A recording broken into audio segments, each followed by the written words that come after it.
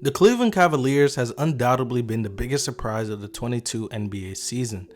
This year for the Cavs was just a year that most assumed was just going to be where you develop the young players, maybe make a run for the playing spot, but the idea didn't go further than that. I don't think there's a single Cavs fan out there that thought before the season they'd be this good this far into the season. The Cleveland Cavaliers currently rank as the 4th best team in the Eastern Conference and find themselves only 1.5 games back from the first seed. They're proving a lot of people wrong so far, and that's including me, on what they were going to be. Now, I honestly have no idea what their potential is going to be.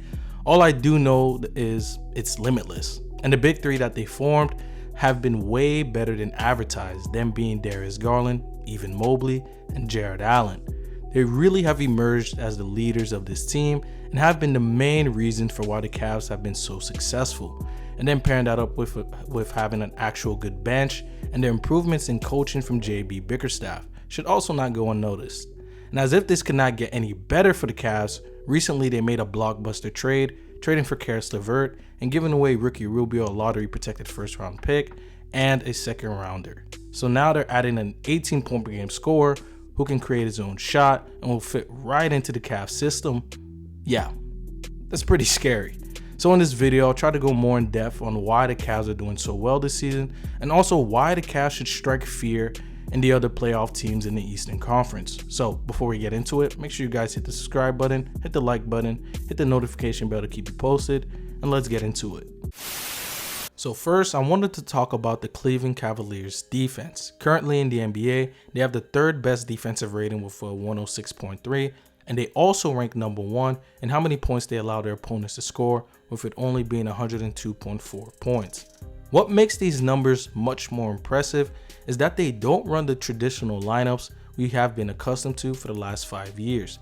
They like to run a lineup where they have their 3 7-footers all playing together, which sounds like something you would do in 2K, but it legitimately works. The problems that we thought would be almost fatal for the Cavs have honestly not been that.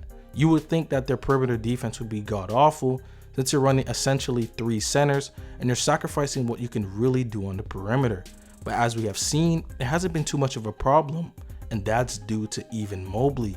Because of his versatility paired up with his 7'4" wingspan, makes him very good on the perimeter. He's able to slide his feet very well when he's guarding guards or guarding wings, and despite him being 7'1", he's quick enough to guard them, and he's still strong enough to contest and block a lot of shots from centers in the paint. So with this level of switchability, it allows Cleveland to run these big lineups without any worry. Let's look at this play right here.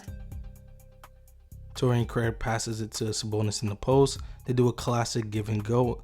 And right here, even Mobley's not even looking at Torrey Craig. He's looking at Sabonis, but he's still able to recover and pin this ball off the glass. This just shows his versatility on the defensive end. On this play, Dennis Smith Jr. calls for a pick left, goes back right, and right here, Kevin Love actually gets a really good contest, but even Mobley meets him at the rim. And then there's Jarrett Allen, who this year looks more committed on the defensive end. He's blocking a lot of shots at the rim, and he looks much more better than he did last year on the perimeter. Now, I'm not going to gaslight and say he's as good as Evan Mobley, but he does look much better than he did. And because of these two primarily, they're allowing this Cavs defense to strive since they're basically an iron wall in the paint. Once you come to the paint, 9 out of 10 times, it's not going to result well for you. And I also must give Isaac Okoro credit because he's a much better defender as well, especially his point of attack defense. And then there's Darius Garland, who has been spectacular this year. He just recently got voted in to be an all-star, and rightfully so.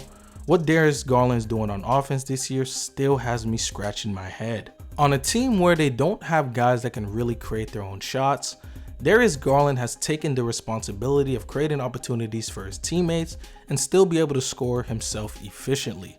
He averages 8.2 assists a game, and majority of the time it happens when he does this 2-man game with Jarrett Allen when they do the pick and roll. With Allen being such a good roller, it opens up a variety of things they can do. Darius Garland loves to get around this floater area where he can just throw easy lobs to Allen, or when a defender likes to commit to Darius Garland in the pick and roll, he can throw these dots in the corner to find a wide open man. Other times, Darius Garland can decide, you know what, he'll take it up himself and throw up his floaters for an easy 2 points. And finally, he likes to pull it back for a 3, and usually when he decides to pull up from 3, it goes very well. He shoots the 3 at a 37% clip on 6.8 attempts. His offensive bag has no end. His crafty-like handles make it very hard for defenders to stay in front of him, which leads to a lot of blow-bys. And when you give him just a little bit of daylight, he's going to be shooting those 30-foot bombs. And as I alluded to earlier, they're now adding Caris Levert, who can now be the secondary ball handler for the Cleveland Cavaliers and still be the guy who can give them the 18 to 20 points that they've been lacking with Collin Sexton out with injury. And one of the problems with the Cavs is that they lack consistent offense. Their offense can become very stagnant and very predictable, and due to this, they're in the bottom 10 in offensive rating. And that's where I think Caris Levert will tremendously help them. And then when I talk about the other supporting cast, such as Cedi Osman, who's been very solid, also Kevin Love, who's actually having a bit of a resurgent year. If it wasn't for Tyler Hero, he'd probably be my pick for 6th man of the year.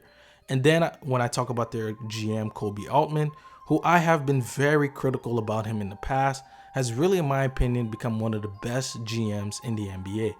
What if I told you last year that the Cavs would be able to trade away Dante Exum, Taurean Prince, 2 first-rounders and 2 second-rounders, and manage to get with that Jarrett Allen and Caris Levert, and still keep Collin Sexton?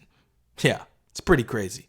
So in all, the Cavs has really turned around a franchise that was really known for a team that was garbage without LeBron to now basically looking like they're a lock for the playoffs. Truly remarkable. Now I do still have my questions, such as what are they going to do with Collin Sexton this offseason, since he will be a restricted free agent.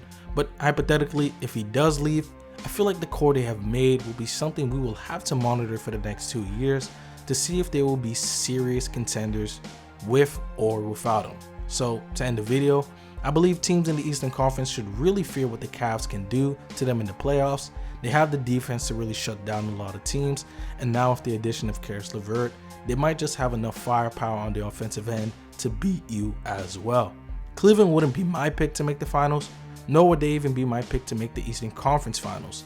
But as a wise man once said, anything's possible. Anything's possible! So that's all I have for you guys today. Make sure you guys hit the subscribe button, hit the like button, also hit the notification bell to keep you guys posted, and also make sure you guys follow my Twitter at DreamHoops. I'm very active on there when I'm not on YouTube, so make sure you guys go follow that. And so for now, your boy DreamHoops is out, man. Peace.